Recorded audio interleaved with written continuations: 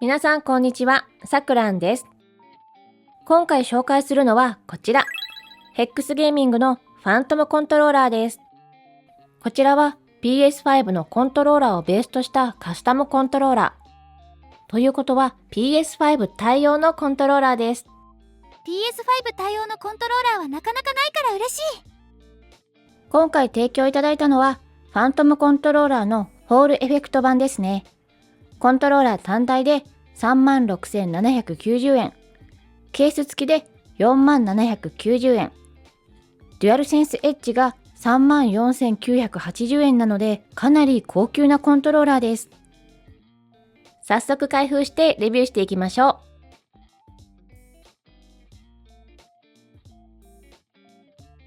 外箱はこんな感じです。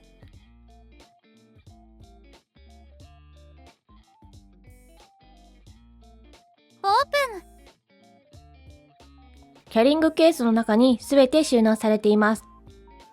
箱の下にはコントローラーとスティックのクイックスタートガイドが入っています。それぞれ日本語にも対応しています。キャリングケースを開けてみましょう。こちらがファントムコントローラーです。ホールエフェクトジョイスティックとシールが貼られてますね。こちらの四角いケースにはスティックが入っています。いろんな形状、大きさのものが入っています。キャリングケースの蓋の部分には USB Type-A to C ケーブルが入っています。ケーブルは約4メートルとすごく長いです。こちらの袋の中にはケーブルやリモコンのようなものが入っていますね。調べたところ、コントローラーに接続してスティックの調整に使用するようです。こちらの袋にはスティックのプロテクターリングがたくさん入っています。内容物はこちらです。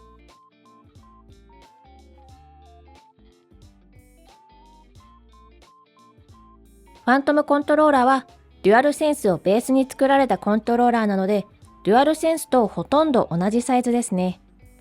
ファントムコントローラーの方が上部の部分に厚みはありますが、全体的なサイズは同じです。重さは約 297g。デュアルセンスの重さは約 277g。デュアルセンスエッジの重さは約 327g です。デュアルセンスとデュアルセンスエッジの間の重さですね。ファントムコントローラーは 300g 近いですが、重たいなぁと感じることはなかったです。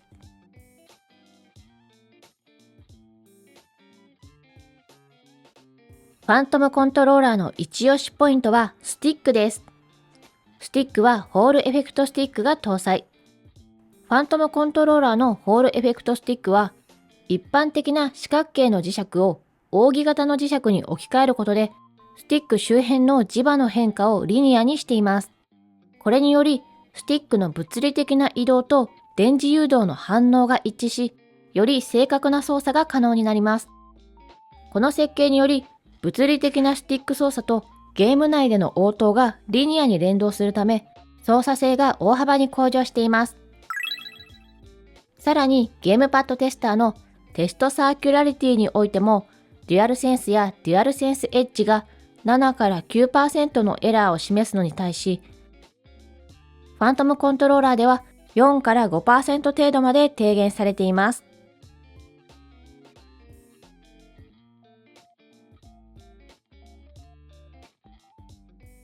ファントムコントローラーにはスティックをキャリブレーションできる機能が搭載されています。調整にはこの変わった付属品、これを使用します。上部のこの部分をこのツールで開けると、ドリフィックスモジュールというモジュールが搭載されています。ここにこのケーブルでコントローラーとこのリモコンのようなものを接続。あとは説明書に記載されているので、この手順に沿ってキャリブレーションすることができます。この例では右スティックが少し中心からずれているので、先ほど接続したモジュールを使うことで、スティックを中心へ調整、修正することができます。このように左右のスティックを修正することで、不要なドリフトを軽減し、操作性を復活させることができます。モジュールとコントローラーの接続がちょっと難しいですが、便利な機能ですね。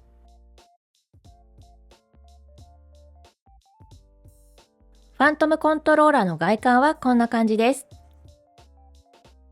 デフォルトではスティックがついていないので、一番標準のスティックを取り付けました。ボタン配置もデュアルセンスと同じですね。プレイステーションで使いやすいコントローラーです。ボタンには A、B、X、Y や丸、×、三角、四角などの表記はありません。とてもシンプルです。ボタンのサイズは約 10.1mm。デュアルセンスとほぼ同じサイズです。ボタンの形状も同じです。押し心地もデュアルセンスと同じ。カチカチとクリック感のある押し心地。マウスの押し心地のマイクロスイッチではないです。スティックはホールエフェクトスティックが搭載。8種類のサムスティックが付属されていて、お好みの高さや形状に交換が可能です。大型や凸型、直径が大きいものなど形は様々ですね。スティックの摩耗を防ぐプロテクターリングも付属されています。私はプロテクターリングを使い慣れていなくて、ちょっとこの引っかかる感じが気になってしまうので、プロテクターリングではなく、スティックの軸が金属製だと嬉しかったですね。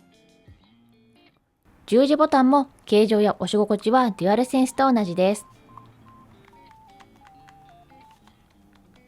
上部の外観はこんな感じです。トリガーやボタンの形状もデュアルセンスと同じですね。ですが、ファントムコントローラーはアダプティブトリガーとマイクロスイッチのヘアクリッキートリガーに切り替えることができます。これはめちゃくちゃ嬉しい機能です。デュアルセンスはふかふかのトリガー。デュアルセンスエッジはトリガーストップは搭載されているけど、押し心地が浅くなるだけでマイクロスイッチにはできない。FPS や TPS が好きな私には、これがめちゃくちゃ残念ポイントだったのですが、ファントムコントローラーは純正コントローラーと同じ握り心地で、トリガーをマイクロスイッチに切り替えられる。これだけで私にとっては最高のコントローラーですね。カチカチの押し心地は最高です。背面はこんな感じ。ここには設定ボタン、そして背面ボタンは4つ搭載されています。アプリなどを使用せず、コントローラーでマッピング可能です。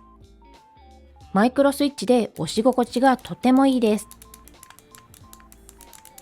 デュアルセンスエッジの背面ボタンはハーフドームとレバーに交換ができましたね。このハーフドームの少し硬めの押し心地がめちゃくちゃ良くてお気に入りなのですが、マイクロスイッチのカチカチした押し心地もいいですよね。ちょっと軽い押し心地なので、使用しない場合は誤爆しないよう割り当てなしにしておいた方が良さそうです。底面の外観はこんな感じ。底面にはデュアルセンスと同じくイヤホンジャックが搭載されています。グリップはこんな感じです。背面はゴム素材のグリップでとても滑りにくくなっています。デュアルセンスエッジのグリップにもゴム素材が搭載されていますが、デュアルセンスエッジよりも凹凸があり、より滑りにくい形状になっています。握り心地はデュアルセンスよりも少し厚めの握り心地です。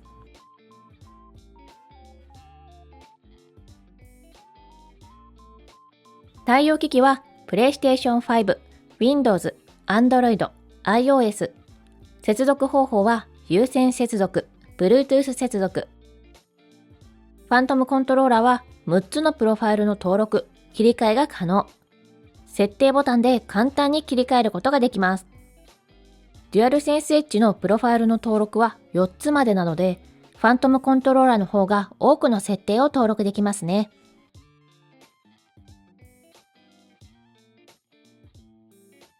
PS5 とパソコンに接続してゲームをプレイしてみました。デュアルセンスと全く同じ操作感、最高です。ジャイロ感度も違和感なく、デュアルセンスと同じ感覚で操作できます。PC 版のフォートナイトは、ジャイロに対応しているコントローラーが、デュアルセンスエッジ、デュアルセンス、デュアルショック4しかありません。サードパーティー製のコントローラーではジャイロ機能が使用できないのですが、このファントムコントローラーはデュアルセンスのカスタムコントローラーなので、PC 版フォートナイトでジャイロの機能を使用することができます。スティック感度はこんな感じ。問題なさそうですね。ほんの少しの傾きにも反応します。PS5 やパソコンで FPS や TPS で遊ぶとき、デュアルセンスやデュアルセンスエッジのふかふかしたトリガーが使いづらいなぁとずっと思っていたんですよね。ファントムコントローラーはデュアルセンスと同じ操作感でマイクロスイッチトリガーに切り替え可能。さらにファントムコントローラーには4つの背面ボタンがついています。デュアルセンスエッジは2つですね。まとめると、ファントムコントローラーは PS5 パソコン対応。デュアルセンスと同じ操作感でマイクロスイッチトリガーに切り替え可能。ホールエフェクトスティックで耐久性抜群。4つの背面ボタンがついた念願のコントローラーです。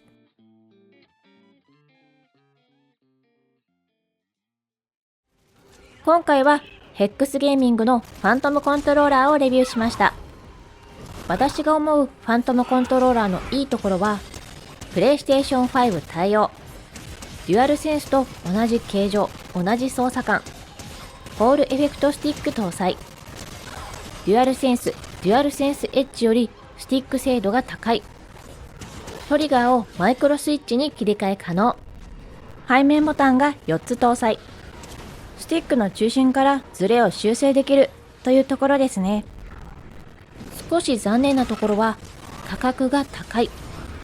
スティックのキャリブレーションツールの接続が難しいというところですね。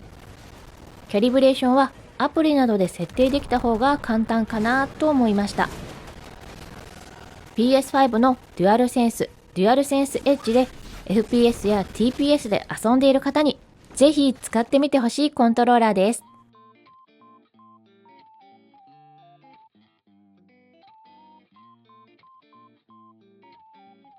今回の動画は以上です。この動画が参考になった方は、チャンネル登録と X のフォローもぜひよろしくお願いします。最後までご視聴ありがとうございました。また次の動画でお会いしましょう。さようなら。